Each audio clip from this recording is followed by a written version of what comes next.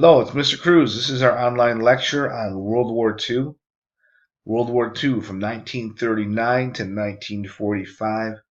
I try not to get you to memorize too many dates, but this is a good date to know right here. Make sure you know the war starts in 1939 and it ends in 1945. So this is a basic introduction to World War II. This is meant for, 100 level undergraduate courses. We're not going to get into the military history stuff, even though that stuff's really cool. That's usually reserved for maybe 400 level classes or graduate school. But military history is really good.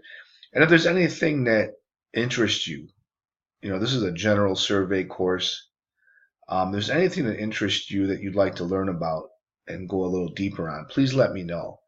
I have several books from my personal library. I can recommend books for you if you take a particular interest in a particular aspect of the war. So let's get some of the basics down. Let me fix this here so we can see that. Okay. So what are we talking about here? Talking about World War II. We went over the date. Okay, where is it? It's all over the place. It's in Europe. It's in the Pacific, the Atlantic, Southeast Asia, China, the Middle East, the Mediterranean, even parts of Africa with Rommel. Why did this war happen? Well, there's many reasons. The official start of the war, we're going to go with when Nazi Germany invaded Poland on September 1st, 1939. That's another date I'd like you to know. I'm going to try not to bombard you with too many dates, but the most important we should know. So officially the war starts on September 1st, 1939. This is not the only reason that World War II comes about, but if we're looking to pinpoint one specific time and place that ignites this war, that's usually the general consensus. Who's fighting who? You got the Allies versus the Axis. We studied World War I. It was the Allies versus the Central Powers. Now it's the Allies versus the Axis. Major difference between World War I and World War II as far as the sides are concerned is that Italy is on the Axis. Okay, who wins? Once again, the Allies win, but it's a heck of a cost. How many people died during World War II? To this day, you're going to see all kinds of different numbers. Usually, reputable sources place it somewhere between 50 and 70 million. That's usually what's accepted. For our purposes here, we're going to go ahead and agree on 60 million. But if you get another teacher, another book, what have you, that gives you a different number, that's okay. These are the best estimates. So when did the United States join the war? Okay, we don't join the war until December 8th of 1941. President FDR declares war on Japan.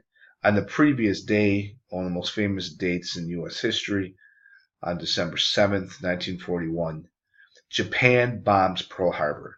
It's a naval base in Hawaii, and this officially brings us into the war. So I want you to know some of the sides here, who's on what side.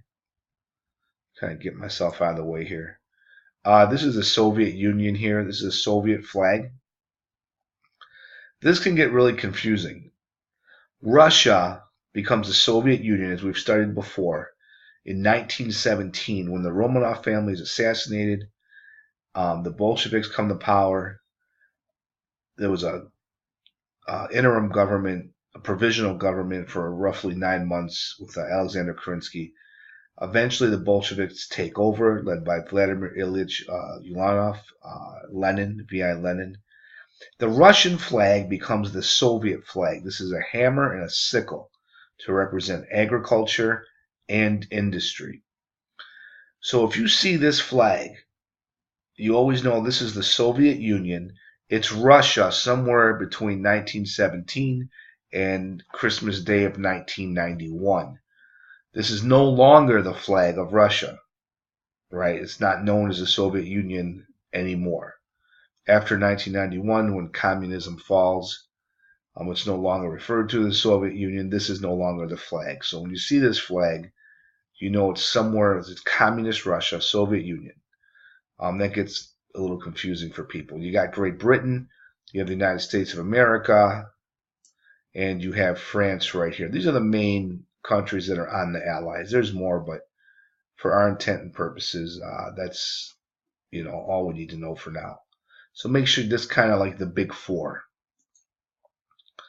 Okay, on the other side, the Axis, the three main players on the Axis, Nazi Germany. Obviously, that is no longer the flag for Germany. Japan and Italy. So these are the major powers that make up the Axis. Okay, the Treaty of Versailles, if you remember, we talked about this with World War I, but it's very relevant when you study World War II. Just a little refresher here. What is the Treaty of Versailles? Okay, first of all, where is it? It's in the Palace of Versailles. It's just outside Paris, France. It's signed in 1919, even though World War I ends in 1918. By the time they signed it, it was 1990. This is the peace treaty that ends the Great War, World War I, what was supposed to be the war to end all wars. And these are very harsh terms laid on Germany. So why are we studying this? What does this have to do with World War II? Most historians would agree when World War I ends, Germany loses and agrees to this treaty. This treaty cripples Germany on many levels, creates a sense of anger and desperation. What does a country full of anger and desperation do? You allow this guy to take power, right? It's a long story short. Many historians will argue and make the case, if the Treaty of Versailles was not so harsh and crippling to Germany at economic levels, political levels, from a military standpoint, if it wasn't so crushing and so strict with war reparations, etc., the Nazi Party may not have had the audience that they ended up having. The Nazi message never changes. At first, the Nazis aren't very well liked, or people in Germany are not very receptive to the Nazis. But once the Treaty of Versailles is handed out, people's opinion in Germany changed. Not all. Keep in mind, not everybody in Germany supported the Nazis. I have a lot of German friends that just really hate the fact that they get associated with Hitler. First of all, he wasn't German. He's Austrian, right? He's born in Austria. Second of all, think about it right now. We just had an election here in the States. The Democratic nominee was Hillary Clinton. The Republican nominee was Donald Trump. Mr. Trump won and became president. But regardless of, even if Secretary Clinton would have won, half the country was going to be upset either way. It was just a question of what half, roughly half. Not all Americans support President Trump. Not all Americans, would have supported Secretary Clinton had she won. So, be careful of the stereotype. But the Treaty of Versailles, many historians will make the case, creates the environment, the only environment where Hitler could come to power in Germany. It's the old cliche, desperate people do desperate things. So the Treaty of Versailles is the big three kind of lay the smackdown on Germany, right? We went over this at the end of World War I. So you got the U.S., you got France, you got Great Britain. They're going to, come up with these terms for the treaty. And it kind of makes sense that the countries that suffered the most during World War I were the ones pushing for the hardest punishment on Germany and the Central Powers. Woodrow Wilson, President of the United States at the time, he warned that this is too harsh. He wanted a much better deal for Germany in regards to the Treaty of Versailles, because Wilson kind of accurately predicted if you totally crush this country, you're going to lay the groundwork and the foundation for another world war. Because when you step on people's throat, they're willing to do anything to have your foot removed. So you can see, some of the terms, just kind of outlines what was agreed to with the Treaty of Versailles that Germany signed. $6.6 billion in reparations. It's in 1918 or 1919. money. That's a huge, huge number. So I'm not going to read all of these to you, but this is kind of what happens with the Treaty of Versailles. There's a little bullet point list. Here's a map that kind of shows you. And what's nice about the online lectures, you can pause, check things out.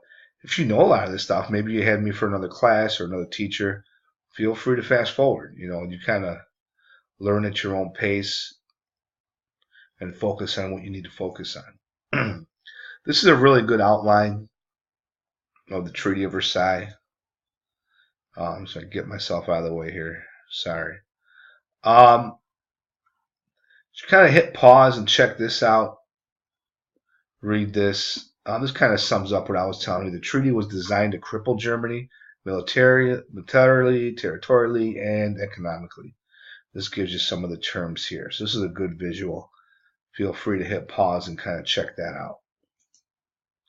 Okay, this cartoon is pretty amazing. Depending what class you have me for, I try to go over this in class at some point. This is from a political cartoon.